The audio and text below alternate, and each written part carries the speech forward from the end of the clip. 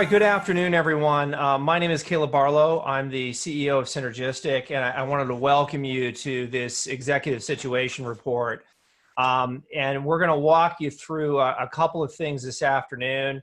At this point, I'm hoping that all of you are aware of the imminent, credible threat of ransomware attacks on U.S. hospitals and the alert that came out yesterday evening from the Cybersecurity Infrastructure and Security Agency, the Federal Bureau of Investigation, and the U.S. Department of Health and Human Services regarding this increased threat to U.S. hospitals and healthcare providers. This started yesterday afternoon in a hastily conducted conference call where the intelligence work product was still in draft. Last night, that work product was published, and we've all been monitoring the situation throughout the day. Our goal on this call is to provide you with a more executive level information on what we know is going on, what's in the realm of speculation, as well as advice on where to go from here. The team at CynergisTek has been actively leveraging our intelligence relationships and partnerships to learn as much as we can about this threat, including direct conversations with the FBI, CISA, and a variety of private security companies that we've been working with on this. Let's start with the basics, and then we'll get into some more specifics. We'll also have some time for all of your questions. The actor in this is commonly known as UNC 1878. That's the Mandiant naming, or also known as Wizard Spider. This group is also known as the organization behind TrickBot malware, which they use to gain a foothold in their victims. Once they've conducted lateral movement and privilege escalation, they often, but not always, leverage Ryuk ransomware in an effort to take down a system and demand a ransomware payment. So I think a lot of the confusion folks have had is just, is it TrickBot? Is it Ryuk? Keep in mind, the actor is UNC 1878 or Wizard Spider. The tools that they use can consist of both TrickBot as well as Ryuk and a variety of other tools, including some commercial off-the-shelf tools that they use for lateral movement and privilege escalation. And then, of course, the campaign. So let's talk specifically about the campaign. This is a focused attack on the healthcare sector, largely started over the past week. There are 3 to 4 systems, actually I think it's probably up now to 5, that are publicly known to be in a ransomware incident, and intelligence partners report command and control activity coming from what we think, and this is a bit speculative, appears to be from dozens of healthcare institutions. There is one report that reports chatter potentially in the hundreds, but the context that we have in various security agencies indicate that they see beaconing botnets most likely in the high singles to likely dozens of individuals. And it's hard to correlate that because every security company only sees data on their customers. So we really don't know what the blast radius is yet of this campaign. But it is clearly significant, and both government and private sector partners are coming forward and sharing indicators of compromise in an attempt to try to reduce that blast radius. Now, probably one of the most significant things that everyone needs to digest around this is adversarial intent, or in other words, the motivation. And the intent here is an interesting question. And to really look at that, I want to go back to the UHS ransomware incident a few weeks ago to frame this. In many ways, the attack on UHS was largely unsuccessful, as the system was only down for a matter of days. And I don't know this for sure, but it looks like they didn't get into the EHR environment. Some of you may know more. But what's really important about the UHS situation isn't how far they got. It isn't the response. It isn't whether they paid or not. It's adversarial intent. So make no mistake about it, the actor involved in that case knew that they were coming after a large US hospital system in the midst of a pandemic, and they could impact hundreds of locations, causing implications to patient care. And of course, this was happening days after we saw the first confirmed death of a patient due to ransomware from an individual that died in Germany during a ransomware incident where they had to be diverted to another hospital. The point here is that the adversarial intent is very clear. And that adversary had intent of causing widespread damage, and whatever approvals they needed to do it, whether they're connected with the state or not, or even within their own organization, were clearly in place, because this takes on an increased risk for them. And those approvals were clearly in place prior to the incident occurring. So the first thing we need to really note here is this is an escalation of adversarial intent that is significant, and that it's now acceptable, if you will, not just to ransom a few systems inside of a corporation or a whole company or a whole hospital, but it's now acceptable by this group to take down an entire system in an event that could have a kinetic impact on hundreds or thousands of individuals. So this is the most important thing I really want you to walk away with today, is recognize the overall change in adversarial intent. And that same adversarial intent holds true when we look at this campaign, whether it's the same actors or different actors kind of following suit. The adversarial intent is to cause widespread damage and a significant blast radius while we're in the middle of COVID-19. So a couple of things to note that we're gathering from our intelligence partners on this. First of all, and this has been known for some time, this is an incredibly efficient attack group. A lot of these tools and capabilities come out of attacks on financial services that have been going on for years. They go from an initial phish to a full compromise in a matter of 5 to 12 hours. The entry point is often a phishing attack, and that's reportedly very polished and convincing, oftentimes using company logos in a PDF. Now, that doesn't mean that's their only way in, but the point here is this is not your Nigerian prince asking for money and every other word is misspelled. This is a highly credible phishing attack that, frankly, a lot of people are going to fall victim to. Once the phish occurs, they download a loader, move laterally to compromise the Active Directory environment, and the rest is history. And I'm actually going to bring on to one of our partners at Awake Security to talk a little bit more about the technical details in a minute. So that represents kind of the actual intelligence that we have to date. Now let's talk a little bit about the observations, which we can't confirm, but have us all scratching our heads a bit. I'm also hearing reports here. Hang on. We're at about 163 people on here. If there's anyone on from CynergisTek that doesn't need to be on, i.e. salespeople or people who are presenting, I just ask they drop off just so we can get a few more people on the call. Okay, continuing on. So this following stuff is a little more speculative, but it may provide some additional context on adversarial motivation. So 2 weeks ago, Microsoft, a series of private sector partners, and allegedly but not confirmed US Cyber Command attempted to take down the TrickBot botnet. Now, this takedown was unsuccessful. And what's also noteworthy about this is there was a lot of PR around this takedown from a variety of the private sector institutions involved. Now, generally the rule of thumb is you don't poke the bear unless the bear is dead. Unfortunately, they poked the bear. And, I don't know if that was intentional, unintentional, because they had to go to court to get approval to do this. But anyway, this takedown leaked out. It got a ton of PR attention. And so you can imagine that may incite the adversary a bit. There's no confirmation that this is retaliatory. That said, if your motivation is purely monetary, then this level of escalation where you're going to draw attention from every intelligence agency, law enforcement agency, and security company on the planet does not make any sense. So, that's an interesting thing to kind of keep in mind in this. The second thing is the US Treasury Department had issued guidance about indicating that anti-money laundering and sanctions regulations implemented and enforced by the Treasury's Office of Terrorism and Financial Intelligence may have implications for people involved in facilitating ransomware payments. This guidance came out a couple of weeks ago. In short, you might be facing criminal or civil penalties if you pay a ransom to a sanctioned entity, or you're one of the companies, i.e. a security company or insurance company, involved in processing a ransom payment.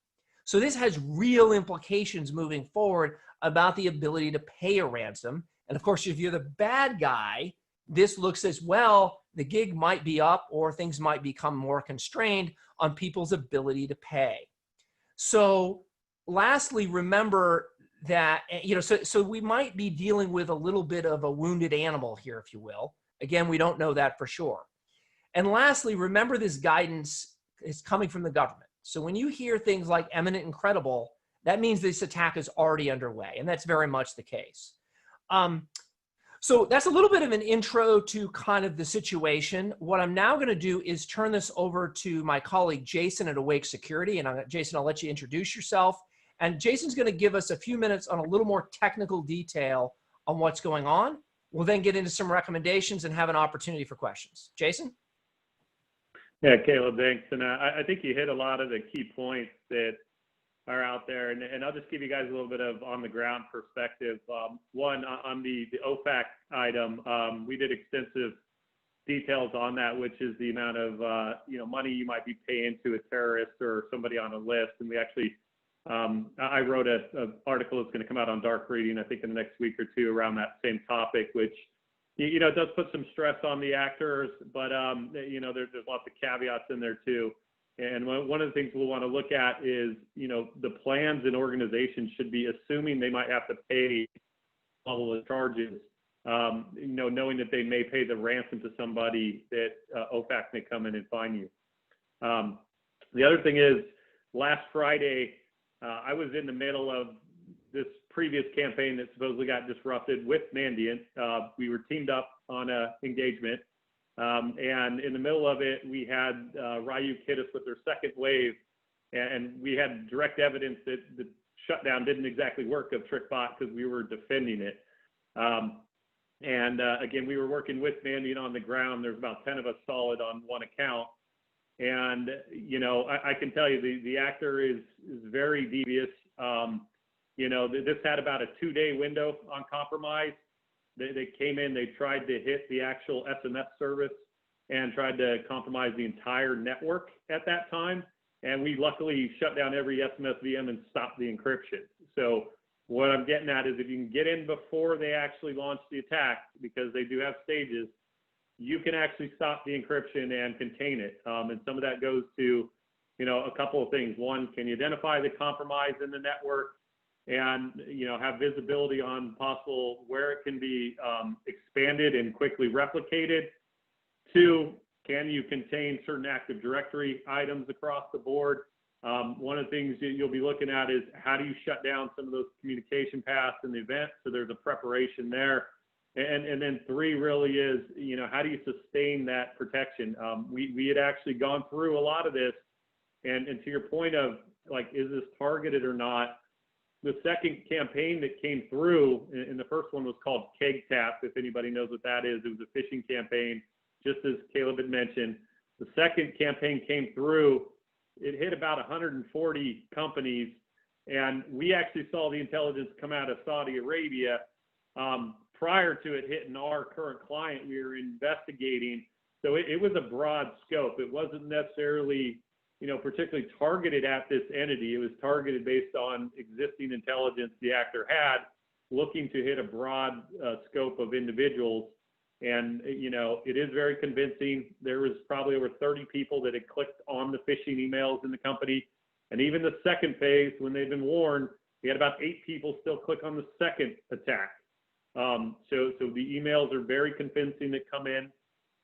Ryuk, if you don't know, has a tie to Conti, which Conti is one of the other, new malwares that's actually known to be the fastest from replication of encryption. And you're seeing kind of combined tactics of the old Ryuk and Conti. Now, what Awake is working here with, CynergisTek Tech is we've got a couple of mechanisms we can come in and help, having especially actively defended this as of even last week, the same group. We can come in with a compromise assessment of both the endpoint and the network layer. So when you're talking about the healthcare, you've got lots of different pieces here. You've got, Windows endpoint systems are primarily a target. So we can roll out into that end of the Linux environment and look at multiple areas of what they call the MITRE attack surface, as well as, other components that are not necessarily documented in MITRE. We've got substantial indicator of compromise intelligence also from just recently being on the ground, as well as some of what's released. And we have actually more than what's released publicly at this point. from our last engagement. So we've got quite a bit of stuff on it and what the actor does. And that stuff can tie into the endpoint analysis we would do. One of the other things the endpoint portion will help us understand is some of the architectural and structural weaknesses to contain and defend against it from a program state.